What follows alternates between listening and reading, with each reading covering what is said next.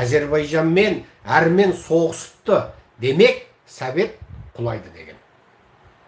Мен баламын сол кезде. Сол кезде әкемнің осы болжалына мен кейінде таңырқап жүрдім. Әзербайжан мен Әрмен қақтығысыпты.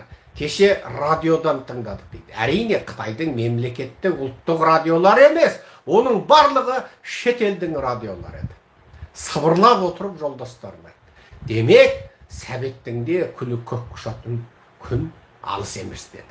Сол әкемнің көрегендігін мен кейін бар тамсанып отырып, таңданып отырып, қанша мәрте мойындадым. Міне, сол кезде Советтің қылышынан қан тамып тұрған кезінде Әзербайжан мен Әрмен қақтығысқан болады. Әзербайжан мен Әрменнің қақтығысы дейді, Мәскеудің жергілікті өкіметтерді билейтін күш қуатының азайғандығын білдіреді. Жергілікті ұлтшылдықтың оянғандығын білдіреді. Мың жерінен орыстандырып, мың жерінен дінсіздендіріп, тілін құртып жібергенмен әлі де тірі халықтар бар екен деп тұрып, әкем әңгіме айтқан болатын. Сол заманда осы Әзербайжан Әрмен қақтығысы туралы біздің санамызға ең алғашқы сәуле түскен болатын. Советтің құлауына қазақтың қанды желтоқсаны себеп болғаны белгілі. Енді оның екінші бір астары Әзербайжан мен Әрменнің ортасында қақтығыс. Үш Балтық елі, Прибалтика, Латвия, Литва, Эстонияның сол Совет құламай тұрып Мәскеудегі жиналыстардың өзінде Балтық елдерінің орысқа қарсы, Мәскеуге қарсы қарекеттері. Бұның барлығы айналып келіп Советті құлатты. ақш-тың бір әулиесі айтқан екен, Шығыс Еуропа елдері қашан коммунистік, социалистік, радикалдық жүйеден құтылып, демократиялық ашық жүйеге ауысады дегенде, оларда партияның жиналысына қатысатын адамдардан шіркеуге барып шоқынатын адамдардың саны артқан кезде оларда демократия орнайды деген екен. Яғни коммунистік, социалистік, фундаменталистік, маркстік, енгелістік, лениндік, сталиндік, радикалдық, террористік, фашистік осы идеология адамдардың санасынан қалай аластай бастаса, онда адамдар сөйтіп біртіндеп сол коммунистік жүйеден құтылуға, социалистік жүйеден құтылуға тырыса бастайды дейді. Яғни адамдар жүрегінен бір нанымға мұқтаж. Яғни Шығыс Еуропа ежелдің ескі христиандық католиктік елі. Ата бабасынан, тарихынан католиктік христиандық ұғым олардың қанына тарап, етінен өтіп, сүйегіне жетіп кеткен. Енді осы халықтар өзінің ескі түп тамыр ата баба дініне қайтуды көздеген кезде кеше пайда болған шайтандық, коммунистік, маркстік жүйеден құтылуды аңсайды деген екен. Енді қараңыздар. Әзербайжан мен орыс ұстасуының ар жағында Әзербайжан Әрмен қақтығысы тұр.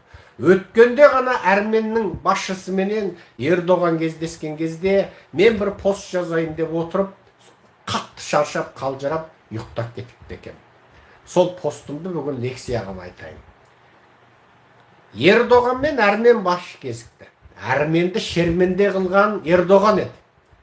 Әрмен орысқа арқа сүйеп басып алған Әзербайжанның жерін тартып алып, Әзербайжан інісіне мәдеп берген Ердоған болатын. Енді Әрменнің басшысымен кездесті. Мына құрттай Әрмен орыстан қал кеткенін біліп, енді Еуропа, Америкамен саудаласа бастады. Яғни, сендер бізге кәмпит берсеңдер, сендер бізге жақсы нәрсе берсеңдер, бізде орыстан бет бұрайық деді. Әрмендердің соңғы кезде орыстарға қарап азу-тұсын ақситып жүргенінің сыры осында. Ал Ердоғанның орымен кезіккеннің ар жағында. Мен қазір Әзербайжанды орыспенен шахмат ойнатам. Сол кезде сен балақай тыныш отыр. Өткенде жеген таяқтың дәмі әлі аузыңнан кетпеген болса, онда тыныш отыр деді. Орыспен сенде кетістік ба? Біз екі бастан ата жамыз. Онда сен бала топалаңда тоқаш ұрлап, біреу тойға айналғанда сен қойға айналушы болма деді. Яғни келісті. Енді Әзербайжан мен орыс ортасында әңгіме басталды.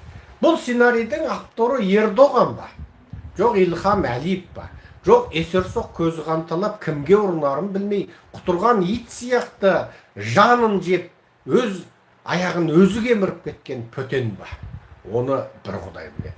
Бірақ орыстың құтырықтығы соншалық, олар үнемі ұлтының еңсесі түсіп, жоқшылық, қайыршылық басып, аштық өдеп, жұмыс табылмай, қоғамдық ішкі қайшылық асқынған кезде үнемі бір қолдан виртуалды жау жасап, орыстың қанына сіңіп, етінен өтіп сүйегіне дарып кеткен әсіре фашистік, шовинистік, рашистік пиғылды оятып жібереді.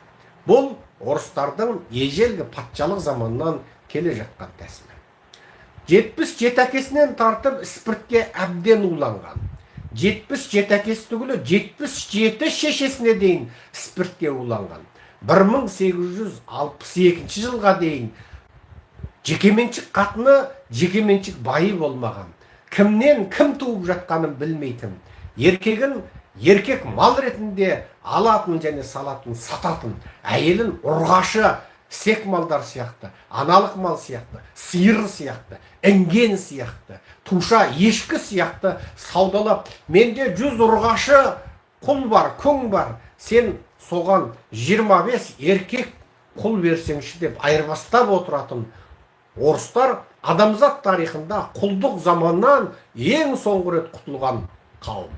1862 жылы басыбайлы шаруаны орыстар ресми түрде жойғаннан кейін бар, бұлар құлдық түзімге қошайды.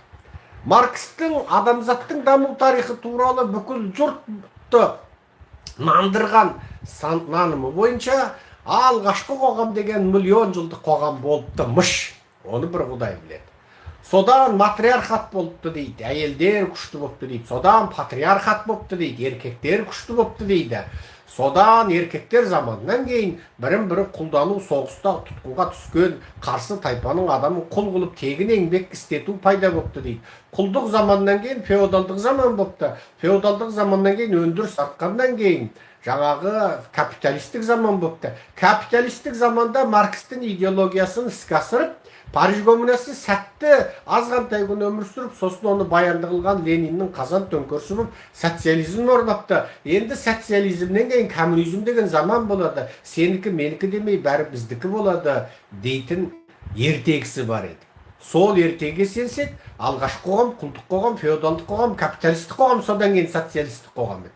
Бірақ орыстар өздері тіке сол құлдық қоғамнан социализмге секіріп кетті.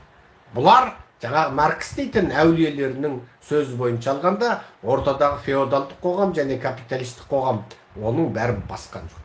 Сондықтан орыстардың қанында құл мінез өте көп. Оларда ешқашан дара ойлау, еркін ойлау деген сана болған жоқ. Және бұларда отбасылық құндылық дейтін ұғым қалыптаспады. Қазақтарда отбасылық құндылық түгілі рулық құндылық бар. Қандық, тектік, топтық құндылық бар.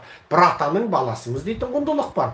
Бір атадан тараған алды 8, 9, 10 атаға жеткендер барлығы біз бір атаның баласымыз дейді. Шежіресін тарап отырып, сен ана бәлен деген атамыздың шөбересі болсаң, мен сол атамыздың бәлен деген ұлынан тараған шөбересімін. Екеуміз бір шалдың шөбересіміз деп шежіре таратып отырады. Бірін-бірі аға бауыр деп қыз алыспай, қыз беріспей отыратын бұл қазақ баяғының баяғысынан отбасылық институтты өте қатты дамытып жіберген. Ал орыстарда ол ұғым жоқ. Орыста ол ұғым жоқ. Орыста мынау менің жеке меншік қатыным деген ұғым да жоқ. Мынау менің жеке меншік байым деген ұғым да жоқ. Себебі олардың басыбайлы шаруалардың иелері оларды мал ретінде сатып отыр. Яғни сіздің бұқаңыз нашарлау болып, енді ана көрші немесе жамағайын туысқаныңыздан бұқалдырып сиырларыңызды ұрықтандырғаныңыз сияқты. Немесе сіздің қошқарыңыз мықты болса, сіздің жамағайындарыңыз, ана мықты қошқарыңды берші, қойларымды ұрықтандырып аламын деген сияқты. Бұларда да 50 ұрғашы құлға, яғни 50 орыс қатынға 25 еркек құлды, яғни 25 орыс еркекті айырбастап жұмыс істеп отыр.